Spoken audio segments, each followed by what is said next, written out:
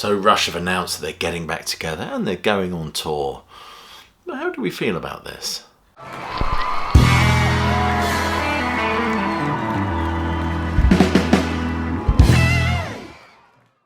Welcome classic rock fans to a short video where we discuss all things Rush, and more specifically the resurrection of this band, Lazarus-like, from the dusty annals of the past.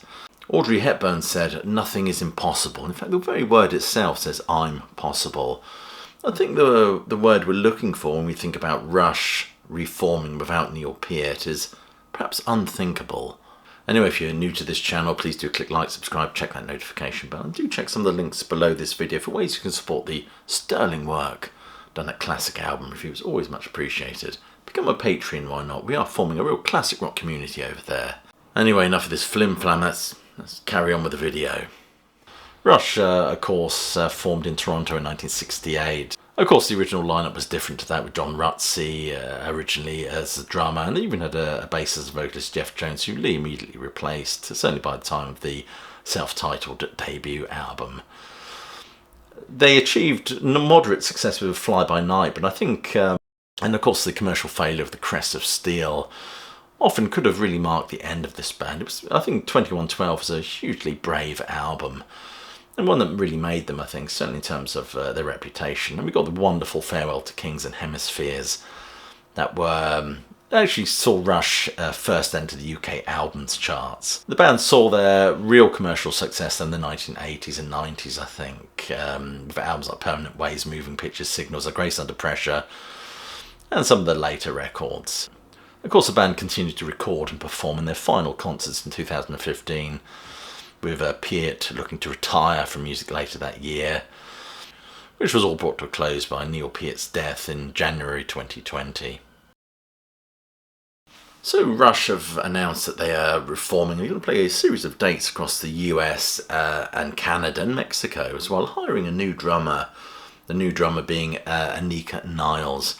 Anika Niles has come out online and says she's prepared for the hate, and I hope she doesn't get any, although online audiences can be a rather toxic bunch. And Rush fans are incredibly dedicated to this band, very protective of it. But nevertheless, I hope she's accepted, even if it's seen as what it is, these guys going out and playing, just for the love of playing this music. Now, the cynical bastards amongst us might say, "Oh, well, it's just a cash grab." I don't feel that's the case, to be honest with you. I don't think, for me, Rush have always, there's always been an integrity about this band in terms of their music, in terms of what they put out.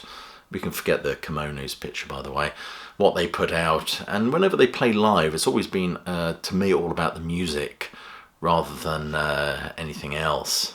And this is no different. If you watch the interview or the video segment they've put out on their website, you get a feel that it's just a love of just playing together and playing this music together. Perhaps I'm being a naive bastard, I don't know, but I don't feel that there's anything other than that in it. That we're going to cover a lot of things and change it up night to night, but we'll always have a part of the show that's a tribute to Neil and his memory of him and everything that he was to us. And it's going to be beautiful to be able to celebrate him every single night. Yeah. But nevertheless, the pros and cons of doing this, of course, the cons are no Neil Peart, of course. Secondly, how will that affect the sound of the band? Now, I'm pretty sure that this band wouldn't go out on the road with a drummer that didn't in any ways compliment or at least do honour to the legacy of this band. I'm pretty sure of that. The other thing is, of course, I don't think Neil Peart would want to deny these Geddy Lee and Alex Lifeson the opportunity to go out there and play these songs. I don't think they're going to be writing any new music soon, to be honest with you. But as much as, of course, Neil Peart is Rush, Rush did exist before Neil Peart. And they did put out that debut album, which I don't think is a particularly great album at all, to be honest with you. But nevertheless, they put out that debut album. But certainly when he comes on board, the writing, the quality of the writing of this guy that was known as the Professor for a good reason, but obviously would be heavily influenced by literature and the writings of Ayn Rand, for example. And this trinity that came together to create this almost godlike clatter that was their music. And the audiences, I mean, we just absolutely, you couldn't help but feel that there was something very honest and about what they were doing. I used the word integrity earlier. I think that applies here. But their shows were lengthy, impassioned, visual, and more importantly, and a word that's not often used in the context of progressive rock, fun. When I listen to the interview that they did on their website, you get the impression that they're doing this for all the right reasons. Again, perhaps I'm being naive, but I sort of feel that there's a sense of honouring the music and, of course, Neil Peart's memory.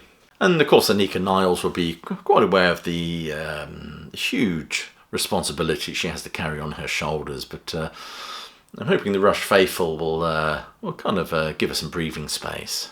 Interestingly, Geddy Lee told The Guardian, "It's been over 10 years since Alex and I performed the music of Rush alongside our fallen bandmate and friend Neil.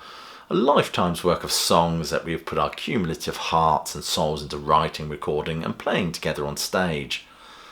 And so after all that has gone down since that last show, Alex and I have done some serious soul searching and come to the decision that we fucking miss it.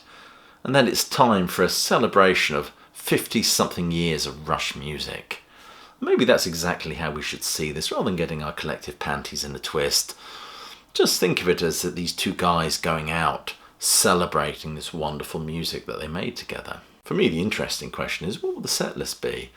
Because I've seen a few shows over the last few tours of Rush, and Geddy Lee seems to be struggling vocally as he's just doesn't quite shriek at the same level that he used to, but then why should he? He's a man in his 70s, of course. So the question is, will they move away from the vocal histrionic stuff of the 70s to the more measured, more balanced, I think, material that they produced in the 1980s, that synth period? I'd love to hear songs from that era, Signals and Grace Under Pressure. Big fan of those albums. Be interesting to see how they approach, or even some of the real later like Counterparts and Clockwork Angels. Things where I think they were recording songs, taking in consideration Lee's ageing voice. So how will the Rush faithful take to this announcement? I think, as I've said before, we should see this as just a celebration of Rush's music and not get all outraged about it. Maybe we could look at this tour as a kind of resolution to a certain extent. I mean, the band have said they're always disappointed that there weren't more dates on the 40th anniversary. In fact, Geddy Lee has said, the 2015 tour was a lot of fun, but as the tour wound down, the mood started to change, and it split into two camps. Neil was getting happier, and Alex and I were getting sadder, because we really wanted to bring the tour to fans around the world, but Neil had agreed to just do 30 shows. It felt as if he was approaching liberation, so we were quite divided by the end. That's an interesting point that he makes, that Neil felt that he was arriving at liberation. So even if Neil Peart was still with us, it's questionable whether or not he'd want to be a part of this anyway. So how do you guys feel about this? I feel sort of fairly ambivalent about it, but then I'm not an obsessive Rush fan. I have all their albums, I love their music, but I still don't consider myself an obsessive Rush fan by the metric that Rush fans set for themselves.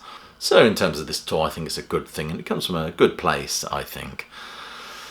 Anyway, if you're new to this channel, please do click like, subscribe, check that notification bell. I think I might have said all this. That all sort of helps the algorithm along, and check some of the links below this video for ways you can support the sterling work done at Classic Album Review. Become a Patreon, why not? We're forming a real classic rock community over there.